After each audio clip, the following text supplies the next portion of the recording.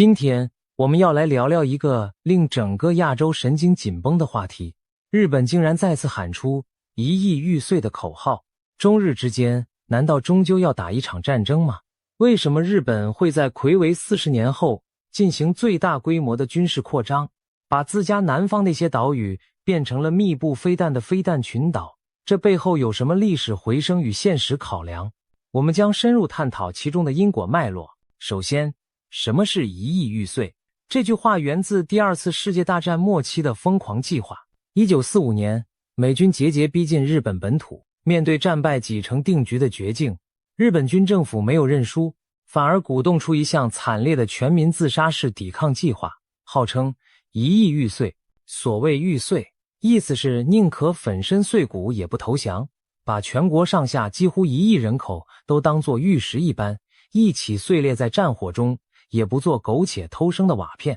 他们准备动员全民，老人小孩都发武器，甚至武器不够就拿竹枪木棍也要上，准备与盟军登陆部队同归于尽。当时日本的人口实际只有7000多万，但这口号传递的疯狂意志是，即使玉石俱焚，整个民族也要拉着敌人陪葬。幸运的是，一亿玉碎最终没有真正实现。1945年8月，美军在广岛和长崎投下了2颗原子弹，几十万人的瞬间牺牲和前所未见的核毁灭景象，让日本终于在崩溃边缘选择了投降。没有等到盟军登陆日本本土，这场本土决战与全民玉碎的地狱剧本没有上演，日本免于亡国灭种的下场，全靠最后一刻的理智和幸运。然而，一亿玉碎这个词却深深刻在历史中，成为军国主义孤注一掷的象征。战后，日本在美国主导的占领下彻底解除武装，制定了和平宪法，从军国主义转向了彻底的和平主义。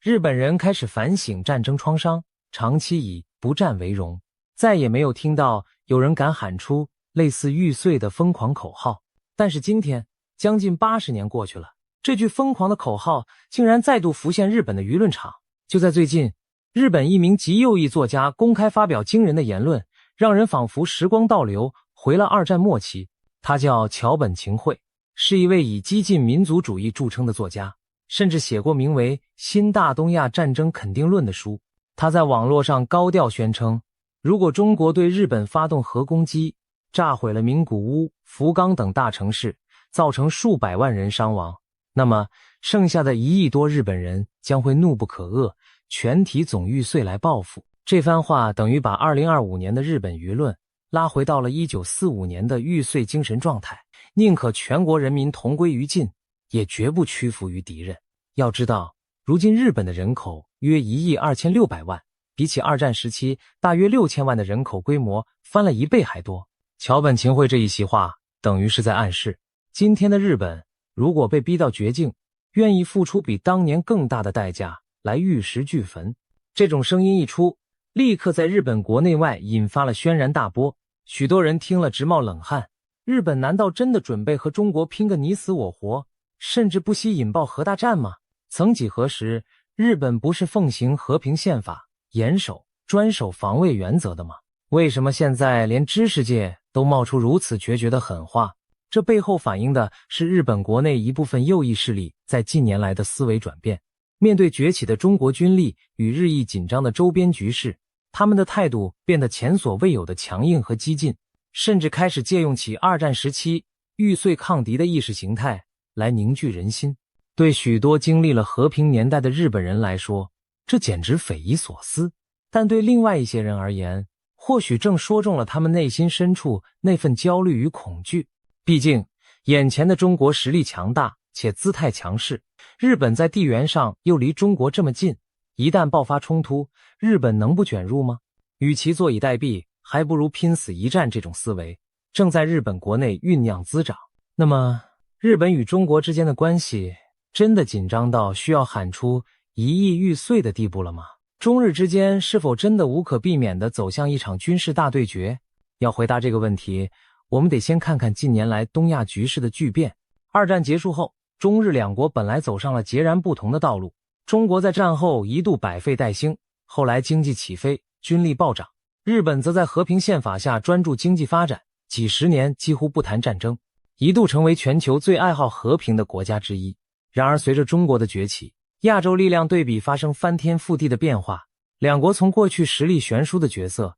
日本曾是侵略者，中国是被侵略者，逐渐转变为今天东亚两大强国既竞争又对峙的新局面。冷战时期，日本在美国庇护下，把中国视为潜在合作伙伴，甚至是市场。1972年恢复邦交正常化后，中日基本上维持着经济热络、政治冷淡的关系。日本企业大举投资中国，两国人民也经常友好互动。那时候谁能想到，短短几十年后情势会急转直下。2010年前后，中国 GDP 超越日本，国力与日俱增。同时，中国在东海和南海展现出更强硬的姿态，中日间长期潜伏的一些矛盾开始浮上台面。最突出的就是围绕尖阁诸岛及钓鱼台列屿的主权争端。2010年发生了中国渔船与日本巡逻船在尖阁海域碰撞事件，导致外交摩擦。2012年，日本政府把尖阁列屿国有化，激怒了中国，两国关系急剧恶化。自那以后，中国海警船频繁在尖阁周边巡航，日本战机不断紧急升空拦截中国飞机，海上空中的对峙成了新常态。中日双方剑拔弩张的消息开始不断占据新闻版面。然而，真正让日本感到如芒在背的，还不是尖阁列屿的争端，而是近年来围绕台湾问题的紧张局势。过去，日本虽然和台湾关系友好，但总是小心保持低调，不刺激北京。然而2020年以后，台海局势明显升温，美中博弈加剧。2021年4月，日本前首相安倍晋三就罕见地公开表示，台湾有事就是日本有事，也是日美同盟有事。这句话引发轰动，因为它几乎打破了日本历届政府对台问题的禁忌，第一次明确将台海安全和日本自身安全联系在一起。安倍说出了很多日本战略界私下已经讨论多年的一个观点：如果中国武力犯台，日本不可能置身事外，因为台湾一旦失守，日本的安全环境将急剧恶化。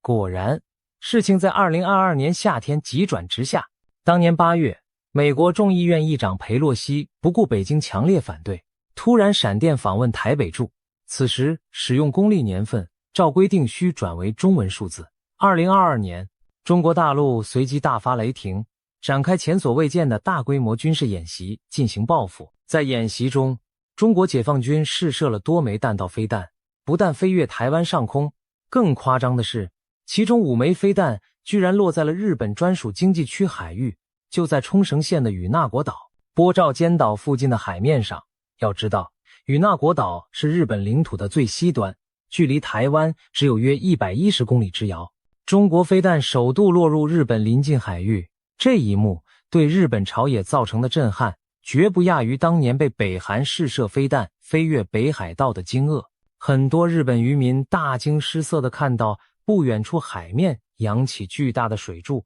从来没有感到战争离自己这么近过。一时间，日本全国议论纷纷，如果解放军攻台，战火是不是会烧到我们冲绳？难道下一颗飞弹就要落在日本本土了吗？这次台海危机彻底惊醒了日本，它成了一个分水岭。在那之后，日本政府大幅加快了备战脚步，启动了过去40年来最大规模的军事建设计划。过去，日本人习惯把冲绳以及西南方向的一系列小岛称为南西诸岛或者琉球列岛，包括从九州南端的种子岛、奄美大岛开始，一路延伸经冲绳本岛、宫古岛、石垣岛，一直到与那国岛，大小岛屿加起来有160多座。这条长长的岛链横亘在东海与西太平洋交界处，犹如一道天然屏障。在冷战时期，因为美军驻防和地缘稳定，这些岛屿并未太多军事存在，甚至在更早之前，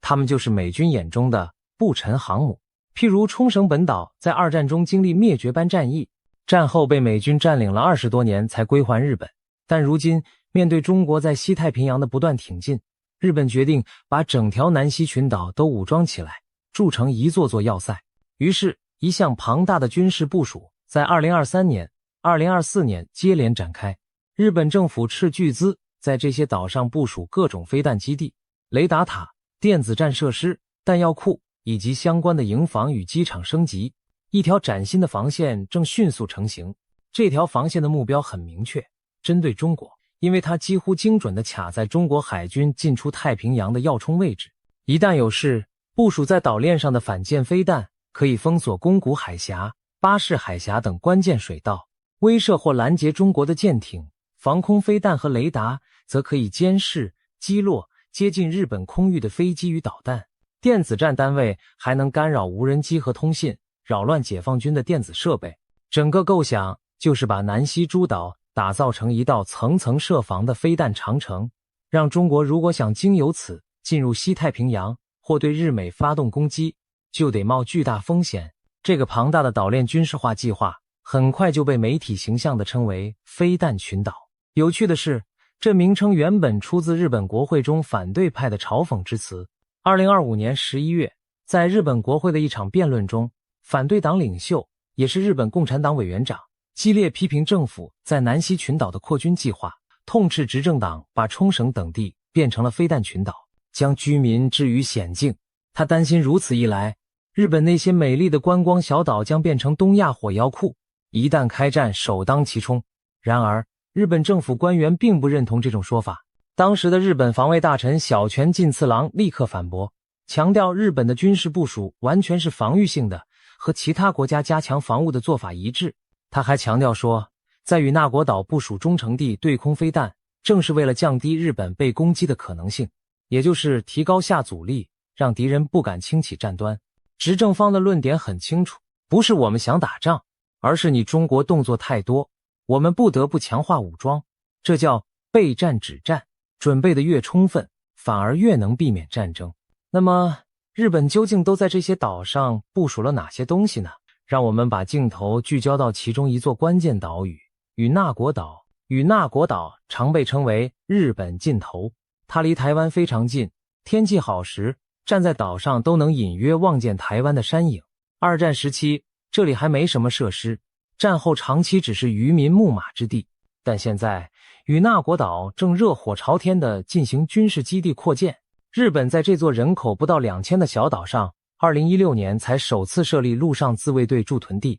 当时只驻扎了约160名队员，负责海岸监视任务。然而短短10年不到，局势丕变，现在岛上驻军已增加到约230人，而且未来1年内还要增派约30人的电子战部队进驻，专门负责干扰敌方雷达、无人机等。更重要的是，根据计划，日本将在与那国岛部署中程防空飞弹系统，一旦这些飞弹到位，岛上的驻军和后勤人员规模还会继续扩大。也就是说，与那国岛正从过去一个纯观测哨摇身一变成为一个前线军事基地，当地甚至开始为军人新建宿舍、公寓，以容纳更多自卫队员。与那国岛的改变只是整条南西岛链军事化的一部分。再往东北方向稍远一些的石垣岛和宫古岛，日本近年也新建了飞弹阵地，部署反舰飞弹和地对空飞弹部队，以防范中国军舰和军机在宫古海峡出没。再往北的奄美大岛2019年也已经设立自卫队基地，并部署飞弹单位，甚至在冲绳本岛以北的羽论岛也传出可能部署地对舰飞弹的讨论。换言之，从九州一直延伸到冲绳，再到仙岛、群岛、宫古、石垣等，乃至最西端的与那国，一连串的岛屿正被打造成坚实的军事据点。日本政府还计划兴建更多的弹药库，囤积飞弹和炮弹，以确保一旦开战，有足够的弹药支撑持久战。除了岛屿据点之外，日本在本土也强化了军备。在最靠近南西诸岛的九州地区，陆上自卫队部署了水陆机动团，相当于日本版的海军陆战队，来作为快速反应部队。如果离岛发生紧急事态，例如被登陆占领，这支部队可以迅速机动前往夺回岛屿。现在这支水陆机动团的规模也在扩大中，编制和装备都向美国海军陆战队看齐。同时，日本空自在九州的基地部署了先进的 F-35隐形战机，并计划添置大量远程巡弋飞弹，这在以前是难以想象的。日本过去的防务政策是不拥有进攻型武器，射程超过500公里的飞弹一概不考虑。然而现在情势不同，日本已决定购买美国的战斧巡弋飞弹，并研发射程上千公里的国产远程飞弹，用于所谓反击能力。也就是说，一旦战争迫在眉睫，日本将有能力打击对方在远方基地的导弹发射阵地或军事设施，先发制人的压制威胁。从放弃进攻武器到积极获取长程打击力量，日本的军事战略发生了根本转变。可以这样说，如今的日本正在进行一场自卫队版的脱胎换骨，这真的是40年来，甚至可以说自冷战以来最重大的军力跃升。回顾1980年代，日本虽然经济繁荣，但在军事上一直奉行专守防卫，防务预算压在 GDP 的 1% 左右，装备上也多半依赖美国提供保护伞。即使在1990年代面对朝鲜发展飞弹，日本开始引进反导系统，也仍非常克制，没有发展进攻性力量。然而进入20年代，周边形势的严峻使得日本国内舆论逐渐转向支持更强硬的防卫。2015年，安倍政府冒着巨大争议通过了新的安保法制，解禁了集体自卫权，容许自卫队在日本存亡危机事态下可以和盟国一起用兵，为将来可能协防美国保卫台湾留下了法律空间。那在当时是非常激进的举措，引起国内大规模抗议，但安倍政府顶住压力让法案生效了，这实际上为今天日本更积极的军事作为铺平了道路。到了2022年底，岸田文雄内阁更发布新的国家安全保障战略，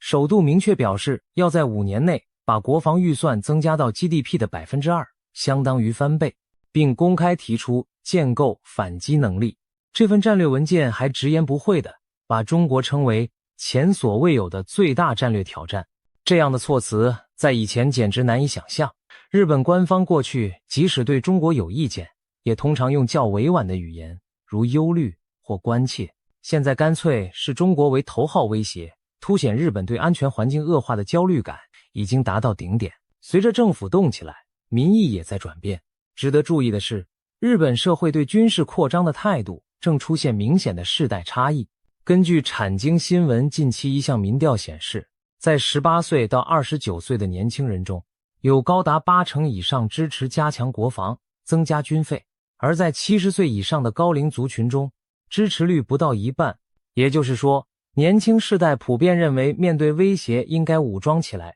而经历过战后和平岁月，甚至幼时亲历战争苦难的老一辈，对重拾武装仍心存疑虑。这其实不难理解，老一辈许多人记得战争带来的痛苦，所以对军国主义死灰复燃非常警惕，而年轻一代长在和平繁荣中，反而对外部威胁更加敏感，觉得国家需要硬实力保护。一旦危机真的发生，他们宁可选择不惜一战，也不愿重演过去被动挨打的历史。日本舆论场上，和平宪法已经跟不上时代，自卫队必须能打仗的声音越来越多。首相高市早苗，安倍路线的继承者之一，最近在国会甚至明确答复，台湾有事可能构成日本存亡危机事态，这等于公然把台海冲突纳入日本行使集体自卫权的范畴。要知道，以前不管是安倍还是其他历任首相都很谨慎，避免直接说出这种话，因为怕刺激中国，也怕国内反战，舆论反弹。如今高市一语道破天机，引发中国强烈抗议，但在日本国内却并未遭到太大反对声浪，反而不少人表示赞同。是的，如果美军挡不住解放军攻台，下一个危险的就是日本，我们不能坐视不管。这显示日本社会的红线在移动，台湾不再被视为别人的事，而是切身相关的安全命运共同体。另一方面，中国方面当然对日本这一系列军事动作与言论高度警惕，甚至愤怒。毕竟在中国官方叙事中，日本是2战的战败国，应该汲取历史教训，走和平发展道路。然而中国看到的是，日本似乎在军国主义复活、扩军备战，与美国合谋围堵中国。于是中国开始一边在军事上予以高强度的示威反制，一边在外交宣传上打出历史牌和法律牌。例如，中国外交部发言人最近居然公开援引波茨坦宣言的条款，质疑日本对琉球群岛，也就是冲绳县的主权正当性。要知道，波茨坦宣言是2战盟军对日的投降条件文件，里面提到日本主权应限于本州北海道、九州、四国及盟军所决定的其他小岛。中国外交部现在把这段话拿出来暗示，琉球群岛当年并没有明确给日本。更有甚者，中国官媒的一些对外社群媒体账号开始发文探讨琉球地位问题，暗示支持琉球独立，说什么只有琉球人民才能决定自己的命运。这番操作看在日本人眼里无疑极其刺眼，这等于是直接冲着日本领土完整来的宣传战。联想到俄罗斯不久前才援引历史否认乌克兰主权进而出兵，日本人不能不心惊，难不成中国也想对冲绳搞统一战线，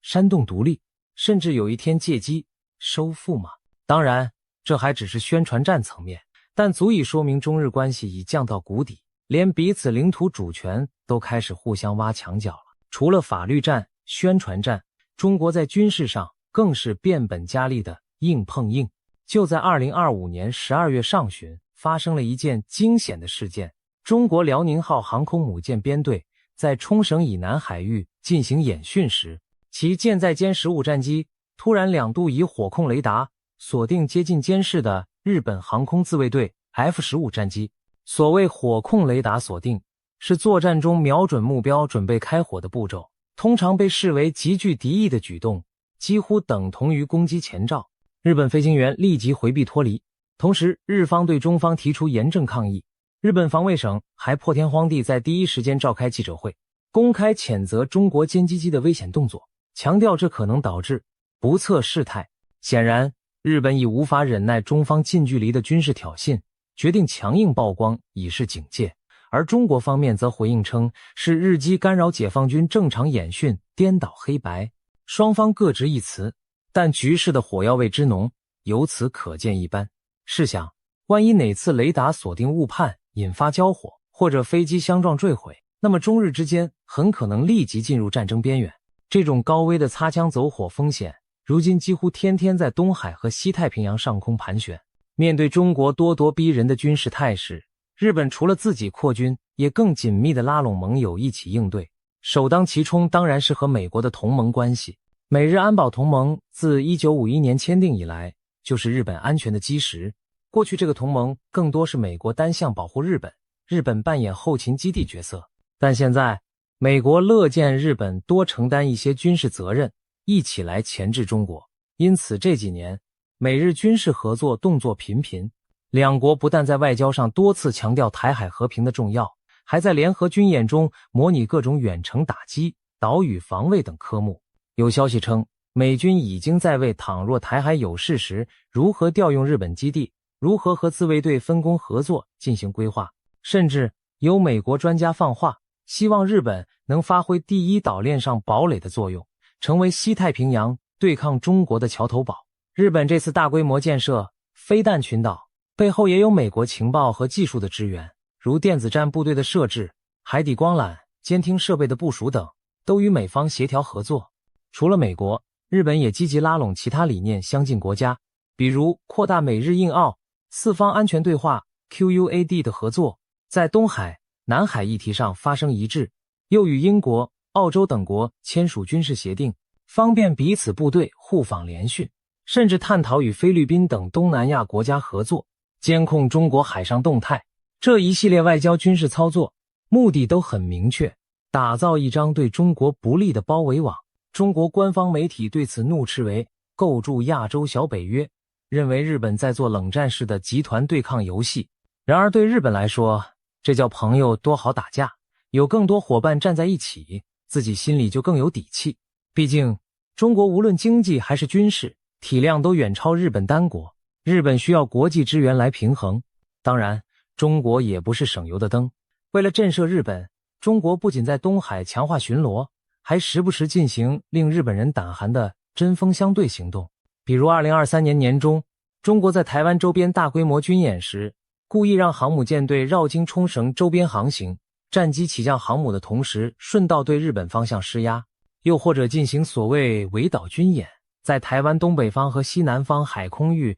都有军舰军机出没，几乎半包围台湾，其中北线其实就接近冲绳范围。这些动作日本看在眼里，心中警铃大作。特别是解放军如今导弹齐全，海空实力大幅提升。日本担心一旦真的爆发冲突，自己过去安稳的后方位置将不复存在，可能直接变前线。那么预先在岛屿上设防，把战场尽量远离本土，就成了日本的理性选择。然而此刻不得不提出一个残酷的问题，如果真要论实力，纵使日本拼命扩军，也仍无法单独对抗整个中国。毕竟中国的经济总量和国防预算都是日本的几倍，解放军人数和飞弹库存亦非自卫队可比。所以日本非常清楚，一旦战端开启，自己唯一的胜机在于2点：一是与盟友紧密协同，特别是美军火力介入；二是立足防御，发挥地利。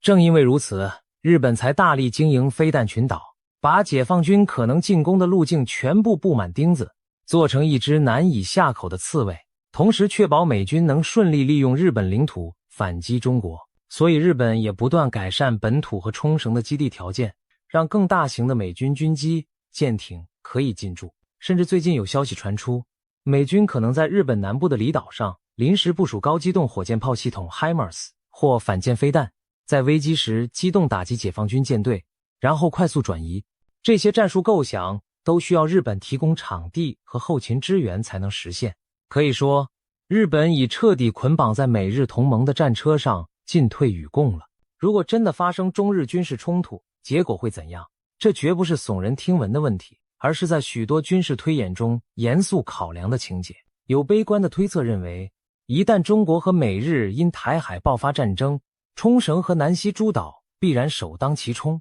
解放军的导弹雨可能在战争第一天就倾泻在那些自卫队和美军基地上，包括与那国、那霸、加手纳等等。这些年轻自卫官们辛苦修筑的飞弹群岛，说不定真的会成为解放军优先摧毁的目标清单。正如美国智库专家所言，如果台海冲突爆发，与那国岛这种电子战与侦察前哨势必要成为中国导弹打击的头号目标。那些岛上的日本居民当然也明白这个道理，所以他们心情复杂。有人支持加强防备，觉得国家终于正视这里的安危，但也有人忧心忡忡，害怕家乡变成战场。63岁的与那国岛汽车技师与那元茂就直言，我们现在毫无防备力，需要电子战部队来瘫痪无人机。他赞成驻军，因为看见了解放军无人机已经在附近天空飞来飞去。然而另一派岛民则抗议，政府把我们推上火线，这里会不会变成第二个乌克兰的顿巴斯？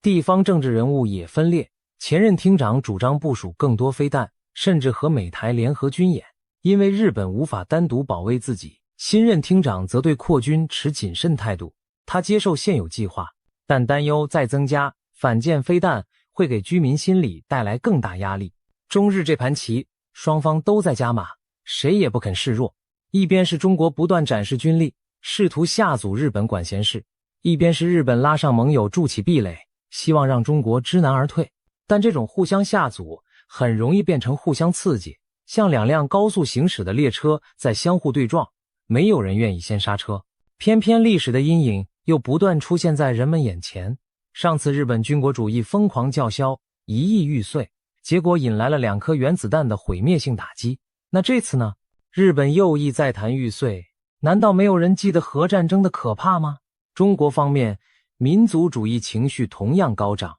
时常有极端声音说要教训日本，让他们再尝败战滋味。双方舆论都出现了一种危险的论调，仇恨仿佛正在蓄积，一场大战似乎不可避免。然而理智告诉我们，现代战争，特别是涉及大国的战争，可能导致的灾难远比80年前更可怕。二战日本本土战役还没真正打起来，日本就因核爆投降了。而如今中日双方都有核相关能力，中国有核武，日本虽无核但有美军核保护伞，万一撕破脸，核威慑一旦失灵，玉石俱焚将不再是比喻，而会变成数以千万生命灰飞烟灭的现实。那么中日真的无可避免一战吗？其实双方都应该明白，开战毫无好处。中国如果对日开战，不仅要同拥核的美国作战，还可能招致全球围堵，经济倒退数十年。日本若与中国交火，